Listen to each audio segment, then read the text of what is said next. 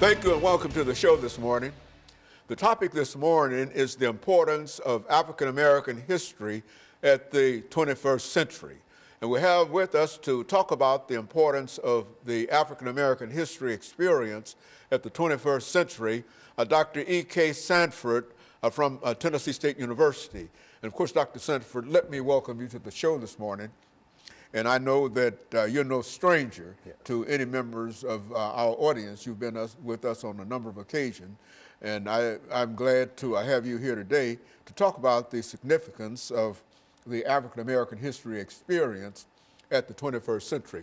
And so let's start off by having you to give us some information about your background, your education, and some of the things that were important in terms of leading you to us this morning, and then we'll talk about other things. Okay, well, thank you very much, and it's always a pleasure to be here. Again, I'm EKSanford. I'm a professor of sociology at Tennessee State University, and I did my doctorate degree at Howard University in Washington, D.C., as well as a postdoc at Penn State University.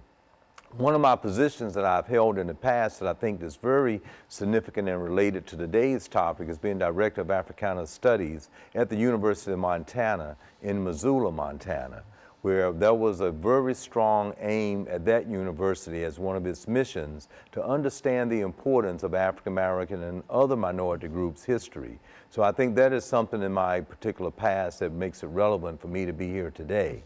But in addition to that, I would like to say, in reference to that, I have a specialization in looking at the African American experience, the history of it, understanding certain social issues and problems related to racism, minority group problems, health and wellness, and disparities that might lead to high crime rates within the American society in which we live.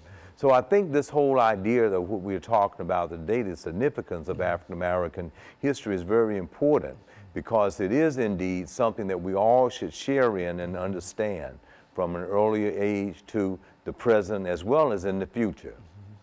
You know, as a matter of fact, this is the beginning of the African American history experience known as the African American History Month. And you might say a word or two in reference to the African American History Month, Dr. Sanford, and then we'll get into why African American history is important. But let's start off by having you to say something about why this month of February is important. Okay, and I would like to try to give significant credit to Dr. Carter G. Woodson. He was the one that really invented the importance of having African American history, and it was a day, having African American history today. And Dr. Carter G. Woodson felt very strongly that it was important at that particular time to then have something that would give everyone within the society and culture in which we live in some idea about the contributions that African Americans have made from slavery to freedom. And then, of course, it turned into African American History Week, and that went on for the longest time, and now indeed is African American History Month. And in many institutions of higher education, many other industries, economic, business, they will give actually some significance and time to talk about the contributions of African Americans this particular month. And so it's very significant and important to do that.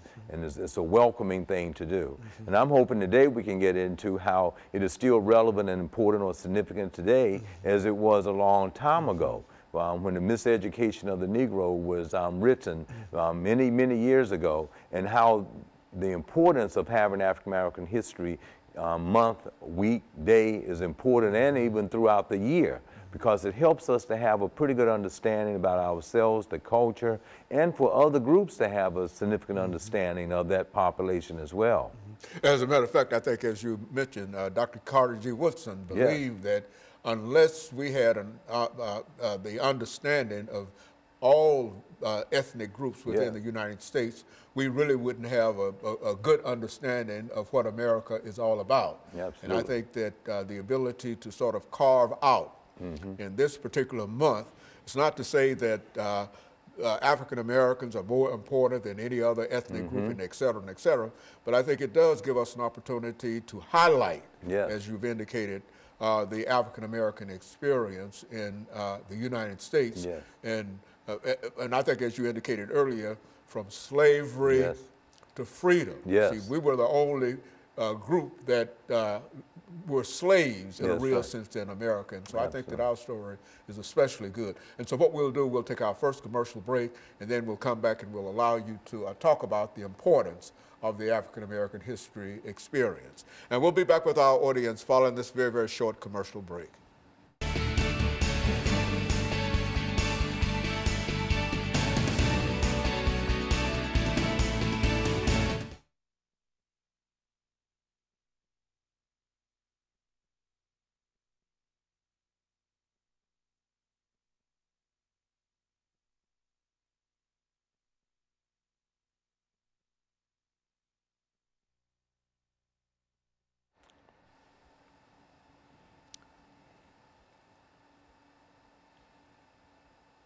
I see they're building the African-American history structure down on Jefferson, on 8th and Jefferson. Yes.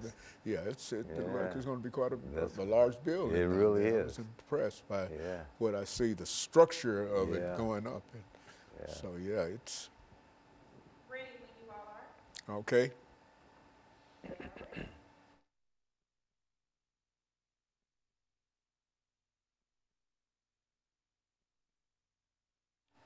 Thank you and welcome back to the second segment of the show for today. We're talking to Dr. EKSanford, a professor at Tennessee State University, and he's giving us some information in reference to the significance of the African-American history experience. Doctor, let's see if we can pick up and give you an opportunity over the next 8 minutes simply to talk about some of the things that in a real sense, you teach daily at Tennessee State University, some of the sociological information that our audience might not be familiar with. Okay. Well, thanks so much again. And I say that in reference to African American History Month and the significance of it. We can be thinking about any social issue or concern that might be quite relevant within the society in which we live in, within the culture. And Dr. E.B. Taylor defined culture as that complex whole that entitled or encompass customs and traits and anything that could be passed down from one generation to the next generation to the present. So when we think in terms of the importance of African American history, it is quite significant to understand the past, 244 years of enslavement, and how did that impact the culture of a particular population, as it did Native Americans and other ethnic groups that migrated to the United States. But as was said in the first segment, something unique was about the African and African-American experience here in America, that enslavement took place for that time. So if we understand in the context of culture, one can see how something that's supposed to be passed down from one generation to the next generation was destroyed in any positive way. And that was strategically done in an effort to kind of control a group of people to enslave them. And there's much literature out there that one can bring up and discuss and look at that. And I think one of the significant reasons we have African American History Month or a day or a week, how it should be very much a part of the educational curriculum, so that people can have a focus or idea about that legacy of that culture that was passed down or not in a fair way passed down from one generation to the next generation, that could lead into certain thoughts about policies in the present. For instance, on many of our shows, we have talked about the significant amount of crime that exists in America. We have, for instance, 6.5% of African American males that make up the entire population, but 40.2% are actually in prison. Incarcerated. So when we look back at Dr. Charles C. McIntyre's classic book entitled Criminalizing a Race, she looked at it from slavery as coming out of slavery into Reconstruction and how people were re-entered into the prison system. And now we have the industrial prison complex where even today 40.2% of African American males are in prison, while they only make up about 6.5% of the entire American population. So we can see these disparities, but we have to systematically understand how they were connected to the past. That's why it is important to understand African American history and kind of connect it to what has happened or not happened fairly over a particular time period. So when we look at social structure, all of the institutions that make up the society, we can connect back early and see how there were a lot of dysfunctions for this segment of the population that was supposed to be passed down from one generation to the next generation, but it was all unfair. So when we look at disparities and statistics today, or social problems and issues that confront us with that particular ethnic group, you can see why, if we can understand how it's connected to what happened in the past to the very present. And that's not to say that a lot of positive things have not improved. With the advent of moving out of Plessy versus Ferguson in 1896, that was a law of the land to keep things segregated, separate but equal, that moved into 1954, given that we are talking about African American History Month, with Thurgood Marshall, that became a Supreme Court justice that helped fight that and to overturn the Plessy case because it was inherently biased and unconstitutional. And that helped people move forward in a very positive way. However, given the legacy, it also caused a lot of inequity within families who would not have had education, that could not have socialized the next generation in the same way that the dominant group could. So there was a infiltration from the 50s to the 60s as the civil rights movement took place, to the 70s with the Black Power movement, the Black Panther movement, to the 80s and with affirmative action. And now you have the millennials born in the 90s who might have this sense that they don't have any connection to what happened in the past to what's going on right now. And that is very relevant and important for groups of people to know the history, as well as the dominant group. And everyone who's improving, going into law, becoming a congressman or a senator, or even the president, to understand that interconnectedness, because it's in that connecting those dots of what happened to the past to the present that gives us some understanding of what's going on right now in the present. As a matter of fact, as you made those statements, I was thinking that that's essentially what Dr. Woodson was talking about, Carter G. Woodson was talking about. That is, unless we understand and we see the situation of Africans within the context of the American experience, then we really don't understand what America is all about. And I think that I like that statement, those statements there. Yes. And just go on and develop it as you so desire. Okay, and that's so true, but it's important not only for all ethnic groups, because when we talk about African American history, we're talking about a fairness within curriculum. And that was one of the things that I'd actually worked on as a movement in diversity in higher education. And that became institutionalized throughout America with the hopes that in elementary, junior high, high school, and curriculums in higher education would move toward much more information related to diversity among all ethnic groups. I teach a class that's called Minority Group Problems, where we can have a pretty good understanding of every minority group and what are some of the systematic injustices that might occur within the society that might prevent fairness. And some of this might be related to illness, health and wellness, such as obesity rates or heart attacks or high blood pressure. Some of those things can come from the invisible nature of oppression and cause depression and stress that might cause one ethnic group to unfairly have to experience it in comparison to another. We even look at social class differences, how you can have some who in the upper class and to the upper middle class across all ethnic groups that might have the systems that are present in society in a much fairer way, might have better health and wellness, while those in the lower class and in poverty might be born into a particular situation that would influence certain behaviors, and that behavior might lead to high crime rates, overweight and obesity, and deaths. Very good. And so what we'll do, Doctor, we'll take our second commercial break, and we'll be back with our audience following this very, very short commercial break.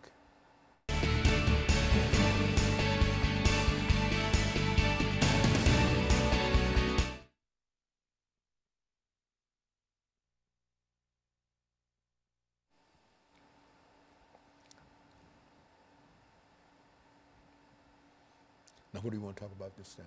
Okay, well, we'll try to bring it to some close. This is the last segment, right? So I talk about in general, play a little historical context, bring up, since it's African American History Month, the people that contribute to African American history. They kind of lead it into some solutions and what we have to do, that type of thing might be very close. All right. Ready when you are. We're ready.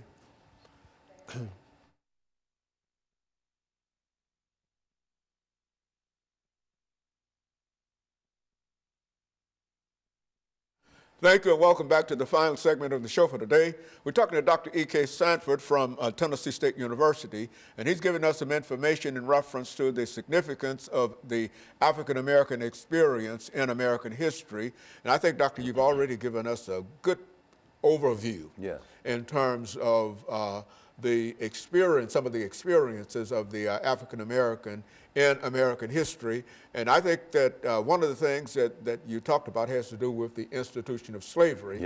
And as long as we understand, get a better understanding, we can understand some of the issues that Africans have to face and how we have been able to, overcome a number of things. Let's pick up where you would like to do in this last segment. All right, and I would like to try to suggest that there's a reoccurring pattern, I feel, of those millennials that are born into the 90s up to the present and coming forth. The parents have to be vigilant and understand that they need to try to help this generation and those to follow of the importance of understanding the history and the backdrop, if you will, of not only all ethnic groups, but African Americans in particular.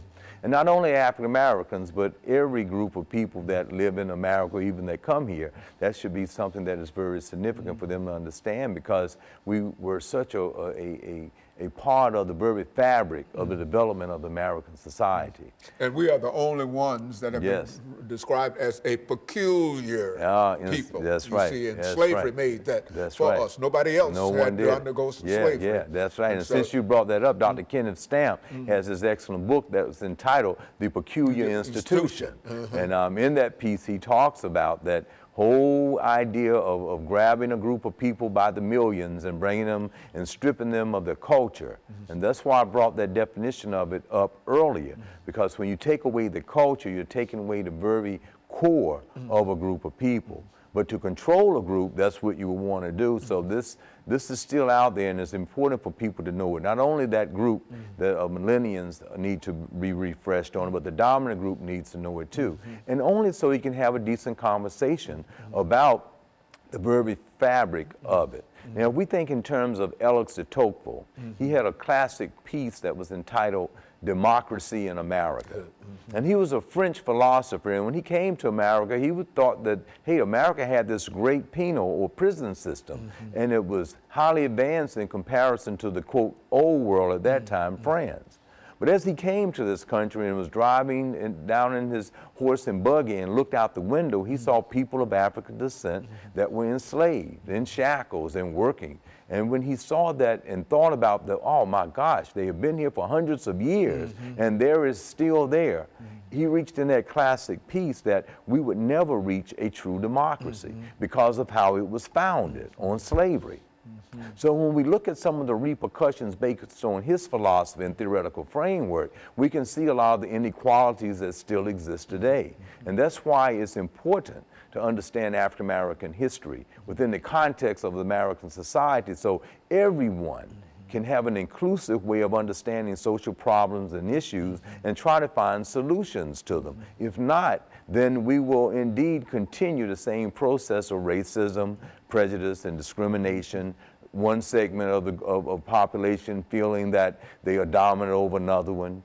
Things in commercials showing inadequate type of fairness in actions and inclusiveness. So this is important. Coming out of the great W.B. Du Bois, when he said in the 19th century that the problem would be that of the color line. And we saw it in the 20th century. Now we're in the 21st century, and the color line is still a problem. Now when we link that to social class, we might find people might say, well, look, you had an African-American president, and there are people in Congress, and there are people that are doing well, even us, professors at an institution of higher education, but still I'm going back to the statistic that I started with. We make up about 6.5% of the population, about 40.2 are incarcerated. There's still a problem. when we see the reoccurring pattern of police brutality and shootings because of the subliminal nature of how they look at a suspect and think that they are something that needs to be shot and killed versus just taken in. These are things that we have to be able to understand the history and how did those thoughts and patterns subliminally get in our mindset about that. This is especially true when you start talking about young African Americans, you know, the young African American youth. Who face a real problem in terms of simply assimilating and being able to deal with some of the issues that many of us might have moved beyond. Not that we solved them, but we've moved beyond, but they now face them. The whole idea of Black lives make important, and Black life and all of those things. We've seen that, and we've experienced that, but it might have been under a different name. And so the name might have changed, but the attitudes that many people have in reference to the African American, especially the African American youth, these things are still present in spite of what we might call it. And I think that's absolutely right. And these are the indicators that some of that racism and prejudice and discrimination still exists. For a youth group to come up like Black Lives Matter, like you mentioned, or other groups that have emerged to try to solve some of the problems. I have a feeling, though, that we have even a deeper problem with a majority of people not being conscious that some of the ills are still there. Again, that's why African American History Month is, and the history of African Americans is so important to be in the curriculum so people can understand that there is that importance that is there. And this can be done in literature classes, from understanding African American literature in 1746 to 1865 of the slave narrative. Very important information is there in that context of that time. And then from 1865 to 1919, looking at the Reconstruction era. Let's talk about just literature that is present and out there. Then from 1919 to 1940 of the Harlem Renaissance period. Very important information to know about those that contributed to scholarship and to letters, meaning literature. Right now with Fences out there that will fall into August Wilson and the great literary pieces that he wrote, and now it was on stage and now in film. So those are pieces that our younger people need to be familiar with, but understand that contributions were made even before slavery was over, of the slave narrative, that people wrote about their experiences so that we could read about it and understand what was going on during that time period. That led up to the whole civil rights movement of Reverend Dr. Martin Luther King, Thurgood Marshall, of course the great Dr. W.E.B. Du Bois that wrote The Souls of Black Folks in 1903. Can't leave out Adam Clayton Powell and that whole movement, Andrew Young. Even Charles H. Wesley, the great historian that wrote about the history of the African American experience. These are people that have contributed to the social change that we still are able to thrive, made changes for the betterment of others, but we have to know that history of them so that we can continue to move onward and upward. You know, Dr. Sanford, I think that the information that you're giving now is essentially the information that the two of us especially is familiar with. I mean, we know all about this, but so many of our young people. And I think that there's been a movement on the part of many people to think about perhaps avoiding or omitting this aspect of the African experience. As a matter of fact, when you talk about the institution of slavery, you've already indicated that we were there for more than 200 years. But in some of our textbooks, we don't even find that, that kind of experience. And I think the things that we're talking about today is important from the point of view of if people don't understand some of these things, then they really don't understand what America is all about. Do you? That's my point of view. That's it. That's it. And I'm thinking to develop solutions for problems that we have to do it with that theoretical framework of understanding the past. You know, some of the great social sciences have indicated that. Great C. Wright Mills and understanding the sociological imagination said we have to understand the past. We have to understand the biography, not only of the individual but of the country, in order to see how things need to be corrected today. So yes, that's important, and we had to come up with a few recommendations, being inclusive with education, from in family development, from birth to age 2, from 2 to the 1st grade, through elementary, junior high, high school, if the curriculum was inclusive, if fair and support was given to an inclusive educational system so everybody could understand everyone else's culture and history. Very good. And of course, Dr. Sanford, let me thank you for bringing that excellent information by. And I think that the more you talk about some of these things, I think the more our audience is familiar with that. And so we'll be, let me encourage our audience to tune in again next week to another informative edition of Comments. Thank you and good morning.